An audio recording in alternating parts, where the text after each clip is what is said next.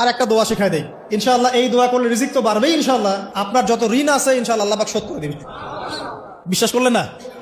এই দোয়া শিখাই দিচ্ছি, এই জন্য আমাকে হাদিয়া দেওয়া দরকার, স্পেশালি আমাকে এখন হাদিয়া দেওয়া দরকার। এটা গুরুত্বপূর্ণ দোয়া শিখাই দিচ্ছি। আলী রাদিয়াল্লাহু আনহু বলেছেন, কোন ব্যক্তির যদি পাহাড়ের সমানও ঋণ থাকে, এই দোয়া যদি আমল করে আল্লাহ পাক ওই ঋণও শোধ করে দিবেন ইনশাআল্লাহ।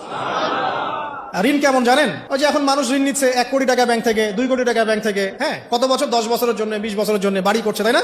তার ধারণা এমন যে সে মারা গেলে তার ঋণটা কেউ না কেউ শোধ করে দিবে, তাই তো? আর আল্লাহ রসুল কি বলছেন দেখেন, একজন মারা গেছেন, নবী সাল্লাল্লাহু আলাইহি ওয়াসাল্লামের সময় একজন মারা গেছেন, তো নবী করিম সাল্লাল্লাহু আলাইহি ওয়াসাল্লাম বলছেন, এই ব্যক্তির কি কোনো ঋণ আছে? একজন সাহাবী বলেন, হ্যাঁ ইয়া রাসূলুল্লাহ, তো ঋণ আছে। নবীজি বললেন, তোমরা ওর জানাজা পড়ো, আমাকে ডেকো না, তোমরা ওর জানাজা পড়ে নাও, আমি জানাজা পড়তে চাচ্ছি না।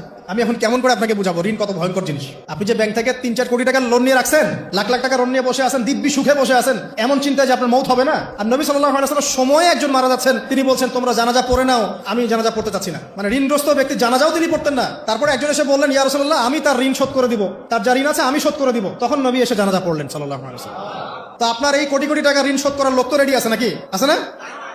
সমস্যা নেই, আপনার জানাজা পড়া হবে, আপনার মিলাদও হবে, আপনার একটা বড়সড় দোয়াও হবে ইনশাআল্লাহ। কিন্তু আল্লাহ পাক বলেছেন যে শহীদ, আল্লাহর পথে যুদ্ধ করে শহীদ হয়েছে, এই ব্যক্তির আত্মাও ঝুলে থাকে যতক্ষণ পর্যন্ত না তার ঋণটা শোধ করা হয়। এবার বলেন আমি কি বুঝাবো আপনাকে? আর কিছু বলতে হবে? তো এখন সেই দোয়া শিখাচ্ছি আপনাদেরকে, যে দোয়া শিখলে আপনারা ঋণ থেকে বাঁচবেন ইনশাআল্লাহ। কত দিবেন বলেন?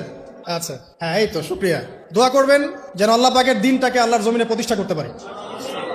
আমার সাথে বলেন, দোয়াটা হচ্ছে আল্লাহুম্মা ইকফিনি বিহালালিকা আন হারামিকা ওয়া আগনিনি বিফদলিকা আম্মান সিওয়াকা।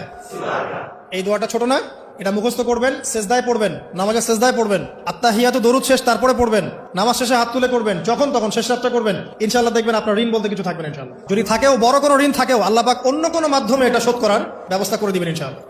লালমনিরহাটের 100 একর জায়গায় যত ধান হয়, এতগুলো ধান যদি আপনার আমল নামায় লেখা থাকে, মানে আপনার আমল নামা তাকদিরে আপনার তাকদিরে যদি লেখা থাকে যে আপনি 100 একর জমির ধান খাবেন তারপর মরবেন, আছে না লেখা?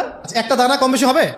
আপনি যদি আল্লাহর প্রতি তাওয়াক্কুলি করেন, তাহলে আপনি হালাল পথে থাকবেন, বিশ্বাস করবেন যে আল্লাহ পাক যেটা লিখে রাখছে আমার তাকদিরে রিজিক, এর একটা দানা রেখেও আমি পৃথিবী থেকে যাব না, সিম্পল। তখন আপনার অন্য পথে যাওয়ার কোনো কারণ নাই। আর যখন আপনি বিশ্বাস করবেন না, না এটা আমার হাতে, আমি যত পরিশ্রম করব তত রিজিক বাড়বে, আমি যত ঘুষ নিব তত বাড়বে, যত সুদ খাবো তত বাড়বে, যত দুর্নীতি করবো তত বাড়বে, তখন তো রিজিকের এই পুরো দায়িত্বটা আল্লাহ পাক আপনার হাতে ছেড়ে দিবেন। আল্লাহ পাক আপনাকে কোনো বারাকা দিবেন না। ইয়ামহাকুল্লাহু রিবা ওয়া ইউরবিস সাদাকা। সদকা করলে সম্পদ বৃদ্ধি পায়, আর রিবার মধ্য দিয়ে সম্পদ ধ্বংস হয়ে যায়, একদম মাটিতে মিশে যায়। কিভাবে ধ্বংস হয় সেটা এখন আলোচনা করার সুযোগ নাই, সময় নাই। আমি ইনশাআল্লাহ আরেকদিন শুধু রিবা নিয়ে আলাদা আলোচনা করবো ইনশাআল্লাহ। এটা সমাজের নিচু লেভেল থেকে উঁচু পর্যন্ত দরিদ্র মানুষদেরকে আরো দরিদ্র করবে আর ধনীদেরকে আরো ধনী করবে।